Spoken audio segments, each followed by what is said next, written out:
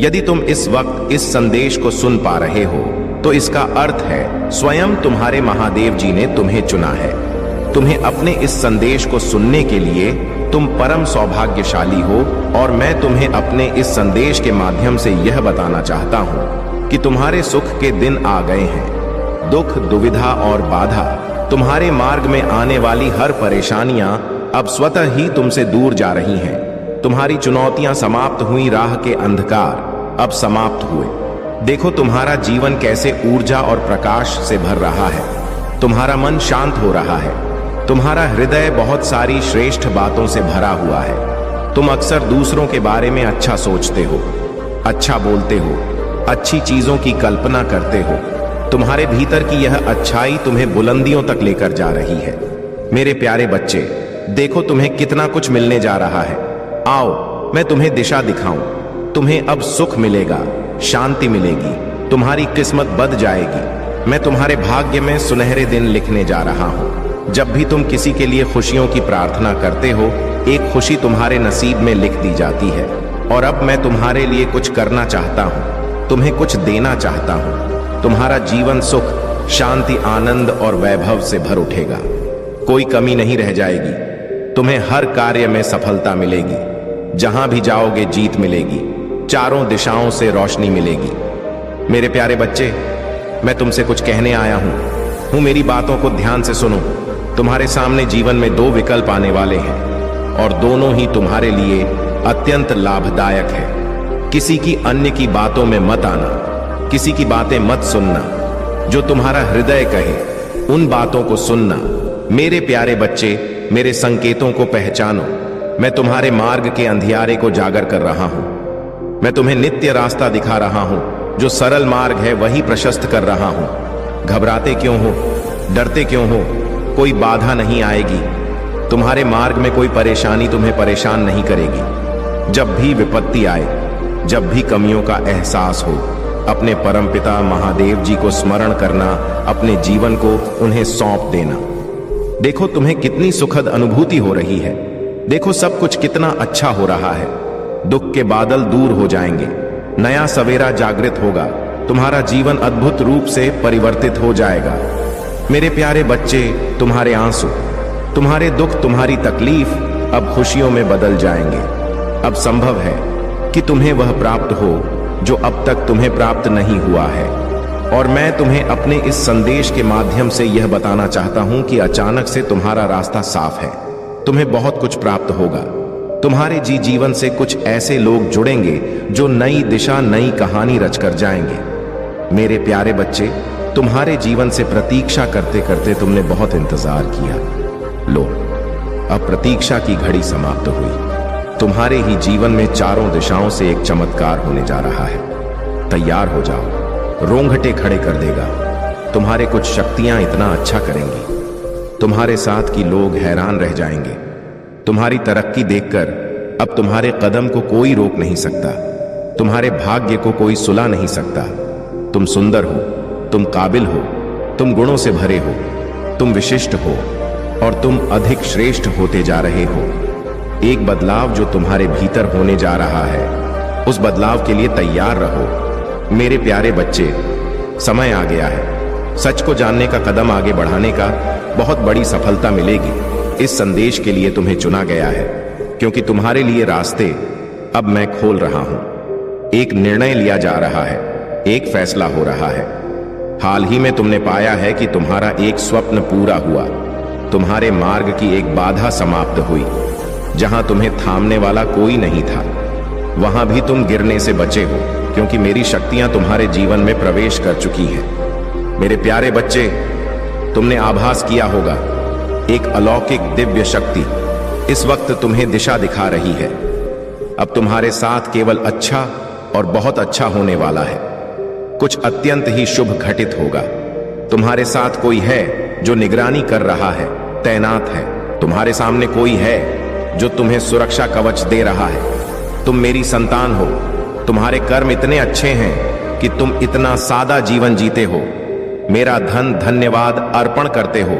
इसलिए खुशियों को अपनी ओर आकर्षित करने की क्षमता तुम्हारे भीतर बढ़ती चली जा रही है। मेरे प्यारे बच्चे, तुम अपने जीवन में और अधिक आगे जाओगे। जिस कार्य में भी हाथ डालोगे उसमें तुम्हें बड़ी सफलता प्राप्त होगी। बहुत सारा धन और बहुत बड़ी खुशी कुछ लिखा जा रहा है तुम्हारे लिए। जिन्होंने तुम्हारे भीतर आकर्षण की क्षमता दी, जिन्होंने तुम्हारे जीवन से नकारात्मक लोगों को दूर किया, जो स्वच्छ है, जो अच्छे हैं, जो श्रेष्ठ हैं, मेरी कृपा इस वक्त तुम पर बरस रही है। स्मरण करो, उन्हें धन्यवाद दो जिन्हें तुम्हें हर क्षण एक नया जीवन देने का निर्णय लिया है। मेरे प्रिय बच्चे लोग सब जानते हैं कि तुम कितनी अच्छी हो। तुम्हें सदैव सबका हित चाहा है। कभी अपने मतलब के लिए तुमने दूसरों की भावनाओं का मजाक नहीं बनाया, परंतु लोगों ने कि तुम्हें धोखा दिया, इसलिए तुम बेपरवाह हो गए हो। अब तुम्हें फर्क नहीं पड़ता कि लोग तुम्हारे बारे में क्या सोचते हैं, क्या बात करते हैं। मेरे प्रिय बच्चे, पहले तुम्हारे शत्रु अपनी चाल में तो भी फंसा लेते थे। तुम बहुत ज्यादा मासूम थे। लोग तुम्हें मानसिक पीड़ा दे रहे थे और तब तुम कमजोर थे, लोगों के अधीन थे। वह जब चाहे तुम्हें रुला सकते थे, किंतु अब ऐसा नहीं है। अब तुम हर प्रकार से मजबूत हो गए हो। अब तुम किसी बात पर किसी के लिए दुखी नहीं होता। अगर तुम्हें दुख होता भी है, तुम किसी को नहीं बताते। इसलिए वह लोग परेशान हैं कि कैसे तुम्हें फिर से रोने पर मजबूर करें। मेरे प्रिय बे, कुछ लोग तुम्हें लेकर बहुत शंका में हैं कि आखिर ऐसा तुम्हें क्या मिल गया है कि तुम्हें अब किसी की परवाह नहीं, किसी का साथ नहीं चाहिए। तुम अकेले में ही खुश रहते हो, परंतु आप लोगों को अस्पष्टता मिल रहा है। वह समझ गए हैं कि तुमने स्वयं से प्रेम करना सीख लिया है। अब तुम जान गए हो कि क्या तुम्हारे लिए सही है, क्या गलत है। मेरे प्रिय बच्चे, हाल ही में बहुत लड़ाई झगड़े हुए, किंतु बड़े ही चतुराई से उसे बाहर निकलते हुए तुमने समय को अपने पक्ष में कर लिया। अब लोग तुम्हें भाग्यशाली कहते हैं, पहचानते हैं कि तुम बहुत मेहनती हो। तुम जो कुछ भी कर रहे हो तुम्हारे कठिन मेहनत का फल है, परंतु तुमसे चलने वाले लोग इस बात को मानने को तैयार नहीं हैं। वह कह रहे हैं कि तुम्हें जो भी प्राप्त हुआ है वह भाग्य से मिला है, अन्यथा तुम योग्य नहीं थी। मेरे प्रिय बच्चे, किसी अस्त्र पर शक है तो मैं अपने शत्रुओं को हराया है, मुझे गलत साबित कर दिया है, इसलिए वहां अपनी पूरी ताकत लगा रहे हैं। अब वह तुम्हें चयन से जीने नहीं दे और तुम्हें किसी भी क्षेत्र में सफल नहीं होने देंगे, किंतु अपने ही संयंत्र में फंसने वाले हैं।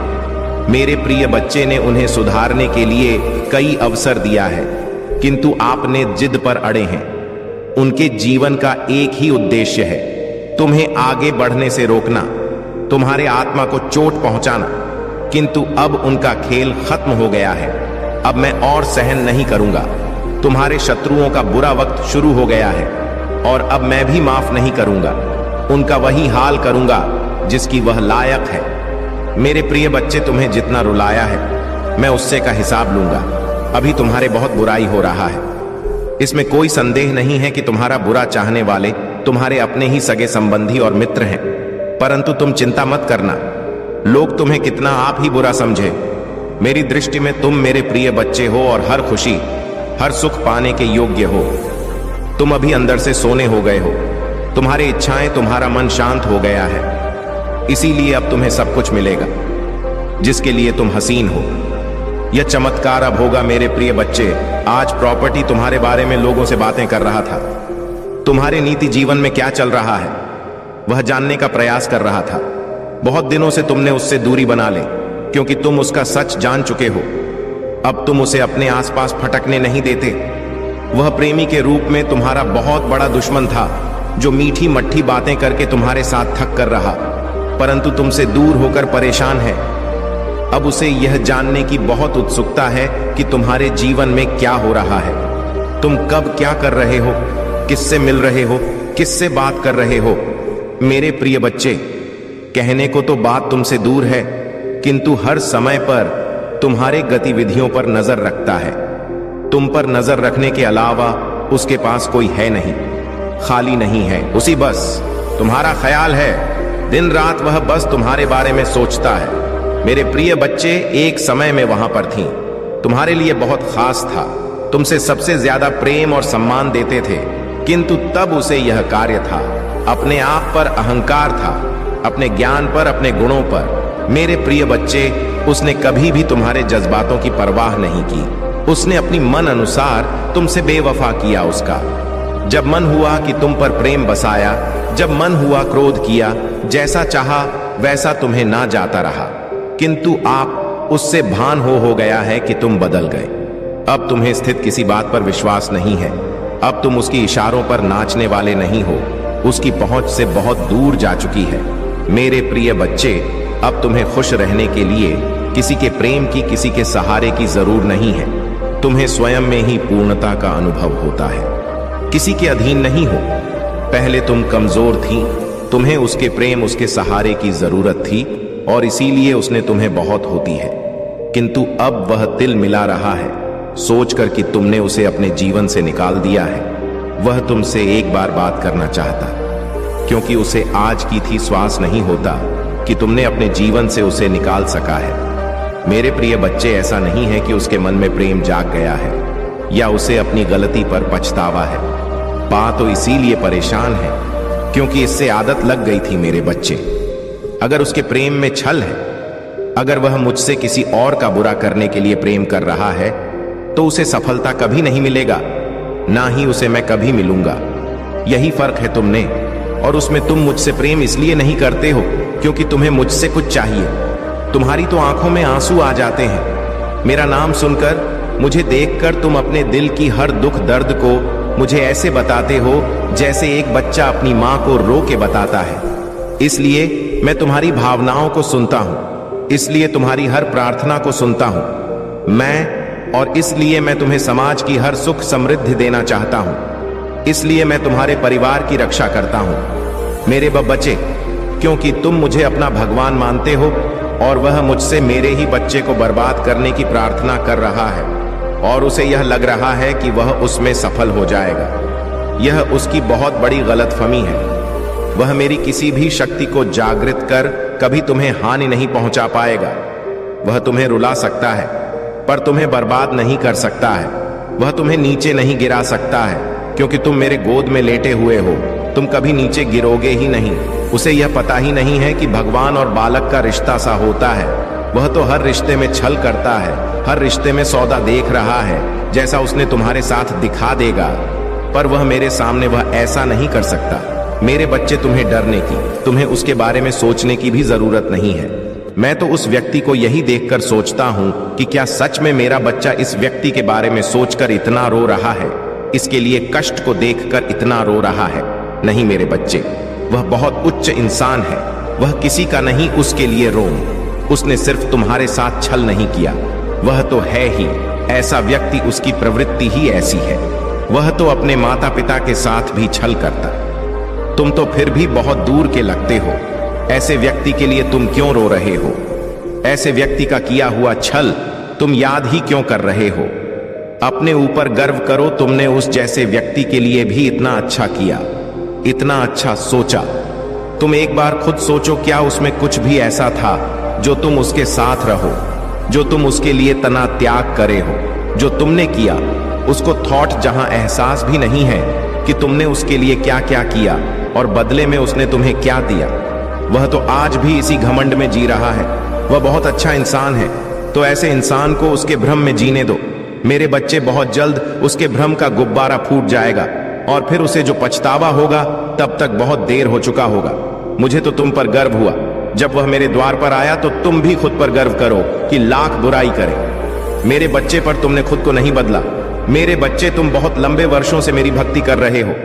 मेरी पूजा पाठ करके तुमने बहुत शक्तियां हासिल की हैं जिनका अंदाजा भी नहीं है।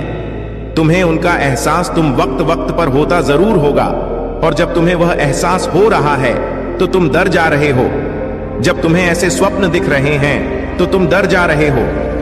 तुम्हें डरने की जरूरत नहीं है मेरे बच्चे। तुम्हारी अंतरात्मा तुम्हें कुछ बता रहे हैं। तुम्हारी अंतरात्मा, आप जागृत हो रहे हैं। वह आने वाली मुश्किलों से पहले ही तुम्हें चेतावनी दे रहे हैं, जिससे तुम्हें घबराना नहीं है, जिससे तुम्हें भयभीत नहीं होना है, बल्कि तुम्हें उस आवाज को सुनना है और फिर तुम्हें उस हिसाब से निर्णय लेना है। तुम्हें सावधान करने के लिए ही वह संकेत दिए जा रहे हैं। तुम तो उनसे भयभीत हो जा रहे हो। मेरे बच्चे, उनको ध्यान से सुनो, उनको अपनाओ। तुमने वह शक्तियां कमाई हैं, तुमने वह शक्तियां खुद अपने भीतर जागृत की है। उनसे भय मत हो मेरे बच्चे। तुम लाख कोशिश करते हो, मेरी पूजा पाठ के बाद भी तुम्हारे अंदर एक नकारात्मक ऊर्जा रह जाती है।